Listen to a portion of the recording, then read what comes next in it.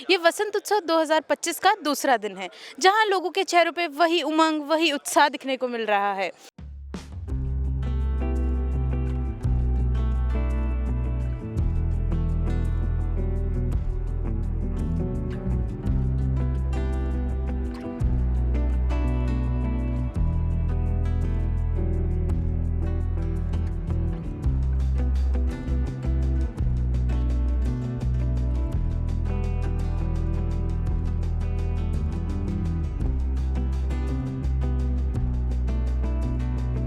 मुझे वसंत उत्सव में आकर बहुत अच्छा लग रहा है। अब देखिए, प्रकृति ने जो वसंत है, सर्दियों के बाद आया, तो हम इसका आनंद लेने के लिए आए।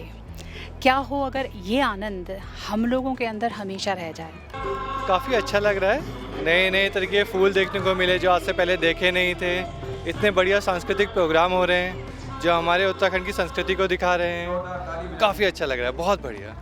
बहुत अच्छा लगा यहाँ पे आके। काफ़ी कल्चरल प्रोग्राम है, काफ़ी पेड़ पौधे फूल वगैरह, बहुत अच्छा लगा। हमने यहाँ पे कई सारे पौधे देखे और कई सारे खाने के स्टॉल भी देखे। यहाँ पर आके मुझे बहुत अच्छा लगता है और मैं यहाँ हर साल आती हूँ। हमने ये प्लांट्स देखे बहुत सारे, काफ़ी अच्छा लग रहा है। बहुत वेराइटीज़ ऑफ फूल दिख रहे हैं, प्लांट्स दिख रहे हैं। खाने का भी स्टॉल लगा है, वो भी देखा, खाया भी वहाँ पर।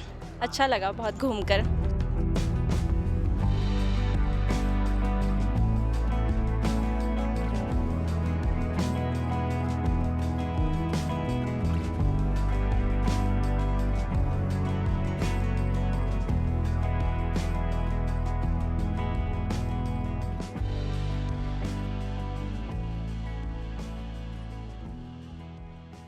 यहाँ पर इस उत्सव के अंदर में सेल्फ हेल्प ग्रुप्स ने बहुत सुंदर स्टॉल्स लगाई हैं। इस बार रिकॉर्ड नंबर ऑफ स्टॉल्स लगाई हैं और सचमुच देखकर लगता है कि हमारे फार्मर्स, हमारी महिलाएं, हमारे यूथ एक अलग तरीके से एक क्रांति लाने वाले हैं। I can see in front of me एक पक्का डेफिनेटली एक हमारे फूलों से जो एक क्रांति उभरने वाली है वो है हनी की क्रांति। एक क्रांति है अरोमा की क्रांति और तीसरी क्रांति है, जैसे मैं हर बार बोलता हूँ त्रिशूल में, तीसरी क्रांति हमारे पुष्पों की क्रांति है। मुझे ऐसा लगता है कि ये जो हमारी पैशन है इसको एक्स्ट्रा इनकम अर्थव्यवस्था के साथ में कैसा जोड़ा जाए, और मुझे आज देखकर इस चीज़ का पक्का आई एम एब्सोल्युटली कॉन्फिडेंट कि एकदम चमत्कार होने वाला है।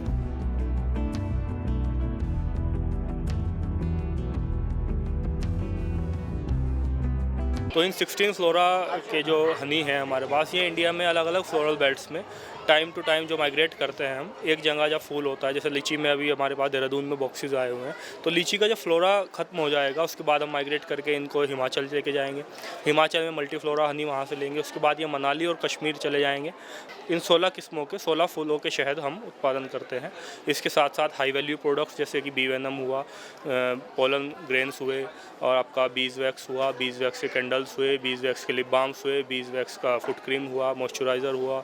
इस तरीके से अलग अलग प्रोडक्ट्स हम हाई वैल्यू प्रोडक्ट्स हनी के साथ साथ वो भी प्रोड्यूस करते हैं। इसी के साथ साथ किसान भाइयों से या दूसरे लोगों से मैं कहना चाहूँगा कि बीज का होना हमारे इकोसिस्टम के लिए बहुत ज़रूरी है। जिन किसानों के खेतों में हम मधुमक्खियाँ रखते हैं, उनके और उनके आसपास के खेतों वालों का भी मधुमक्खियाँ पॉलिनेशन करके आते हैं, जिससे उनकी उत्पादकता में वृद्धि होती है, जिसकी उनकी आय को दोगुनी करने का जो हमारे प्रधानमंत्री श्री आदरणीय श्री नरेंद्र सिंह मोदी जी का भी जो स्वीट क्रांति जो रिवॉल्यूशन है, उसमें स्वीट क्रांति में सिर्फ यही है किसानों की आय को कैसे दोगुना किया जाए।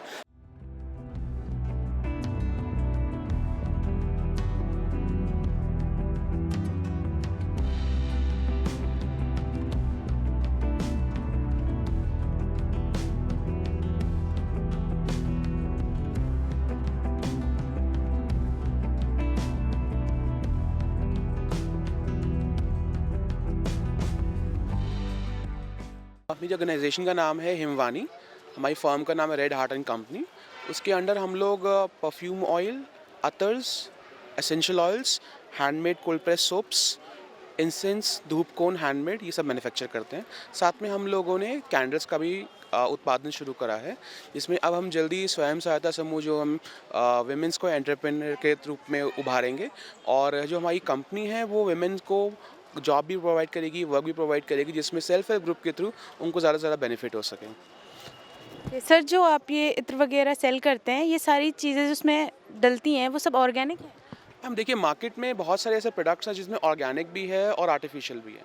हम की कोशिश ये करते हैं कि जितने भी हर्बल बेस्ड प्रोडक्ट्स हैं उनको यूज़ कर या प्लांट के एक्सट्रैक्ट्स को, फ्लावर के एक्सट्रैक्ट्स को यूज़ कर हम एसेंशियल ऑयल्स बना सकें। या अगर हम अतर भी बना रहे हैं तो हम उनको भी हम कोशिश करते हैं कि फ्लावर नोड्स होते हैं, तो फ्लावर से जितने भी उसके फ्रेगरेंसेस निकलते हैं उसमें से नोड्स को एक्सट्रैक्ट करा जाता है डिस्टिलेशन प्रोसेस से और अलग अलग प्रोसेस से। उन नोड्स को निकाल के अलग अलग नोड्स को कंबाइन करके ही हम लोग अतर्स बनाते हैं। सर, मुझे जानना है कि आप अपने फूलों की कैसे केयर करते हैं जो ये सालों साल इतने फ्रेश रहते हैं? मैडम बस इसके लिए मिक्सचर वगैरह, टेम्परेचर वगैरह सही तरीके से, मौसम वगैरह मेंटेन करना पड़ता है, बस ध्यान रखना पड़ता है इनका, गुड़ाई वगैरह, खाद पानी समय पे, सारी चीज़ें जितनी धूप चाहिए वो देनी पड़ती है ना, कभी सीड नेट वगैरह देनी पड़ती है, इस तरीके से केयर करनी पड़ती है मौसम के अनुसार। ये हमारी नर्सरी में क्लाइमेट के हिसाब से सीजनेबल फूल की कई वैरायटी हैं, करीबन 200-250 प्रजाति के ये सीजनल प्लांट मिल जाएंगे।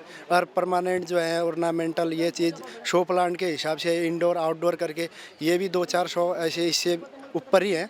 और जो फलों के पेड़ हैं ये भी मिल जाते हैं, फल के कई प्रजाति हैं, नया नया बाहर से भी इंपोर्ट करके लाते हैं हम लोग यहाँ पे अपनी देहरादून के क्लाइमेट में इसको वो करते हैं और यहाँ फलने लायक का बनाते हैं। फल के पौधे, शो प्लांट हो गए, ये सीजनल फूल हो गए और परमानेंट फ्लावर्स हो गए, ये सब वैरायटी अवेलेबल है।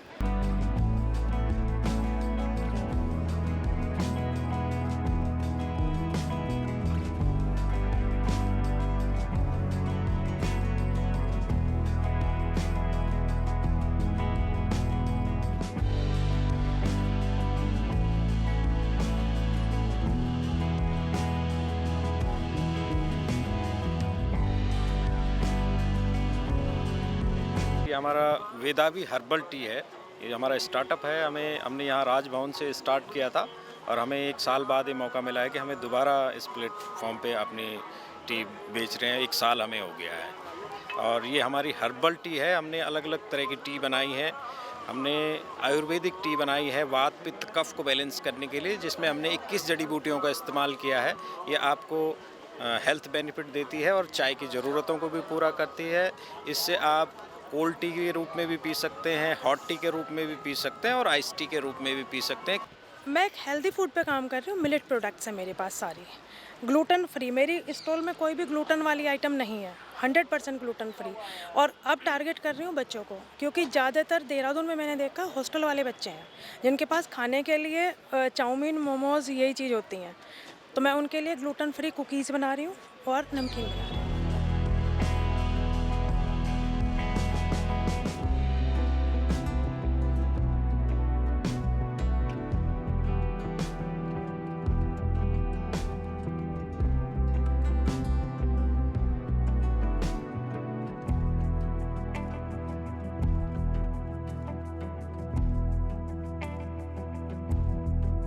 जिस प्रकार से 3 त्रिशूल के माननीय राज्यपाल महोदय हमेशा जिक्र करते हैं, तो उन्होंने इस महोत्सव के 3 जो मुख्य घटक थे उन पर प्रकाश डालते हुए कहा कि एक तो फूलों की खेती या पुष्प व्यवसाय से जुड़े हुए काश्तकार और व्यवसायी, इसके कई प्रकार से उपयोग किया जा सकता है। दूसरा शहद, जो उत्तराखंड की प्रकृति के अंदर शहद का प्रयोग कैसे हम बढ़ाएं और वो ऑर्गेनिक होगा, प्योर होगा, इसकी प्योरिटी के लिए उसकी शुद्धता को देखते हुए। तीसरी चीज़ माननीय राज्यपाल महोदय ने एरोमा का जिक्र किया।